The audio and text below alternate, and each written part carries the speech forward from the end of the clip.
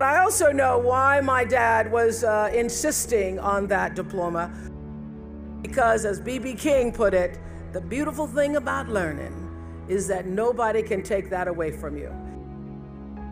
And learning is really, in the broadest sense, what I really want to talk about today, because your education, of course, isn't ending here. In many ways, it's only just begun.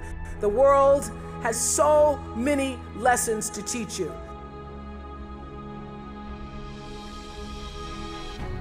I consider the world, this earth, to be like a school, and our life, the classrooms. And sometimes here in this planet Earth school, the lessons often come dressed up as detours or roadblocks, and sometimes as full-blown crises.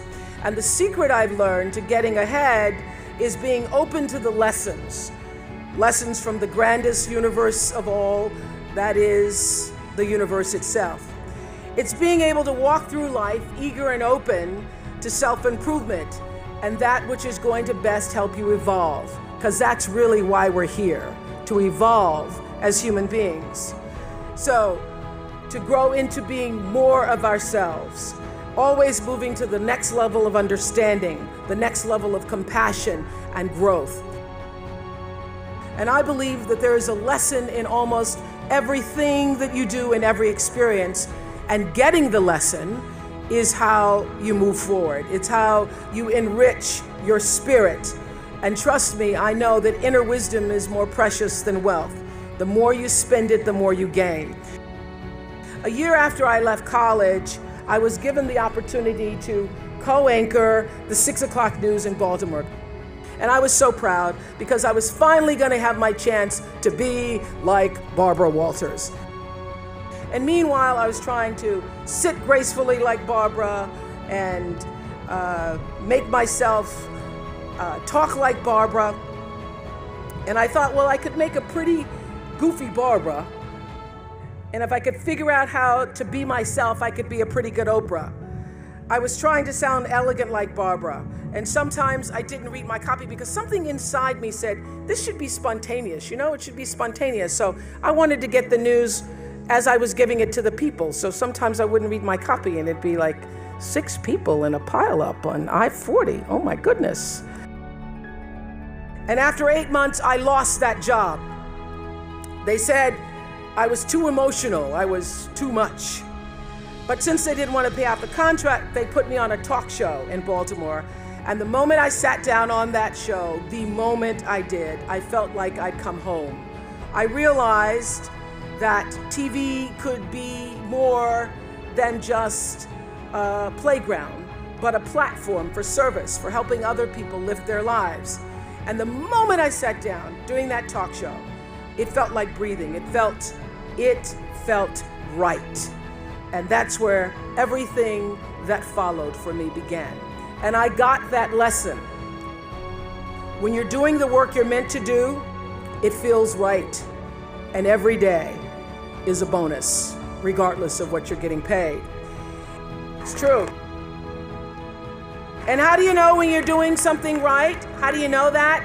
It feels so. What I know now is that feelings are really your GPS system for life. When you're supposed to do something or not supposed to do something, your emotional guidance system lets you know. The trick is to learn to check your ego at the door and start checking your gut instead. Every right decision I've made, every right decision I've ever made has come from my gut. And every wrong decision I've ever made was a result of me not listening to the greater voice of myself. If it doesn't feel right, don't do it. That's the lesson.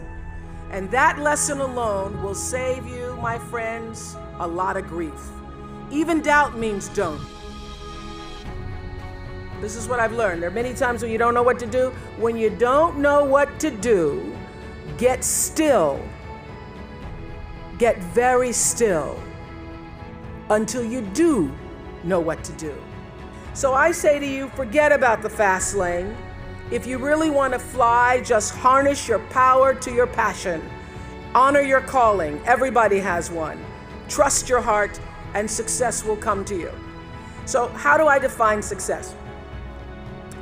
Let me tell you, money's pretty nice. I'm not going to stand up here and tell you that it's not about money, because money is very nice. I like money. It's good for buying things. But having a lot of money does not automatically make you a successful person. What you want is money and meaning. You want your work to be meaningful, because meaning is what brings the real richness to your life. What you really want is to be surrounded by people you trust and treasure, and by people who cherish you. That's when you're really rich. Follow your feelings. If it feels right, move forward. If it doesn't feel right, don't do it. As we're entering a whole new age, it's no longer just the logical, linear, rules-based thinking that matters. When you're doing the work you're meant to do, it feels right. And every day is a bonus, regardless of what you're getting paid.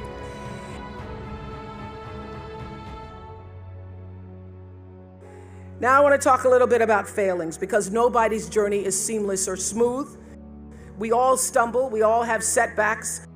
If things go wrong, you hit a dead end, as you will. It's just life's way of saying, time to change course. So ask every failure. This is what I do.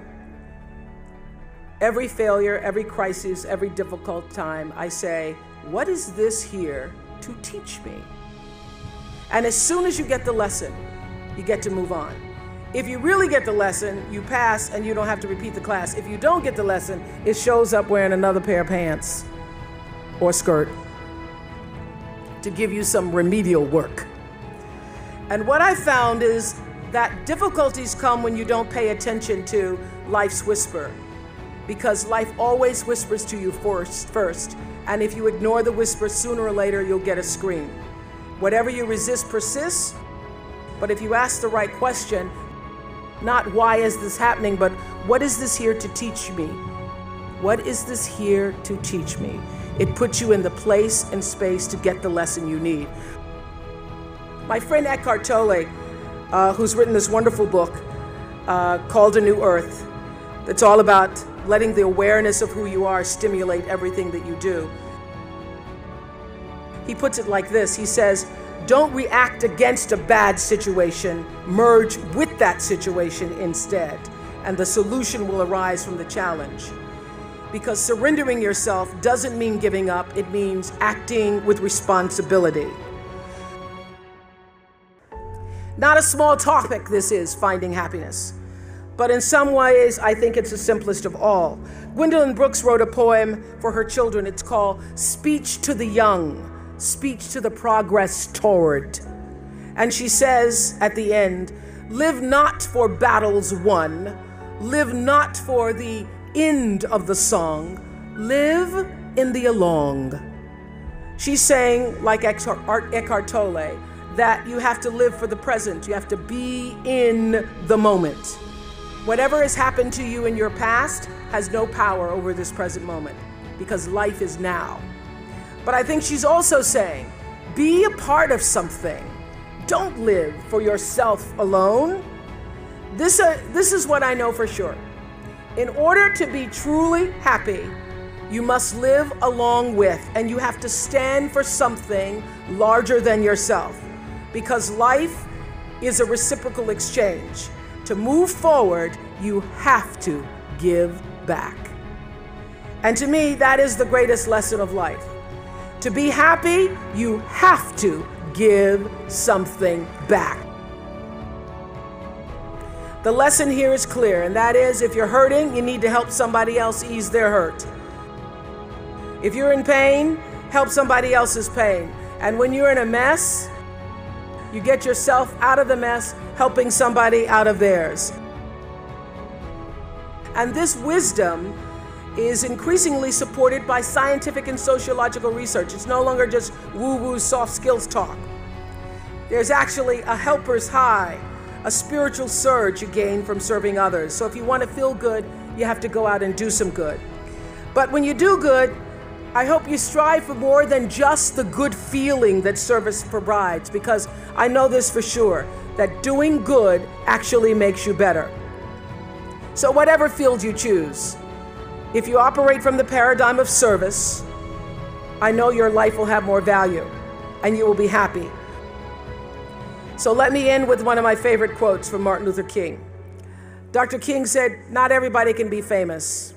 And I don't know if everybody today seems to want to be famous, but fame is a trip.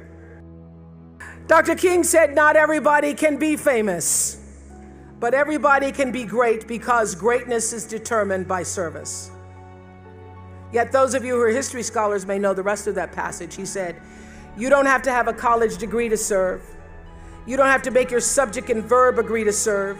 You don't have to know about Plato or Aristotle to serve. You don't have to know Einstein's theory of relativity to serve. You don't have to know the second theory of thermodynamics and physics to serve. You only need a heart full of grace and a soul generated by love."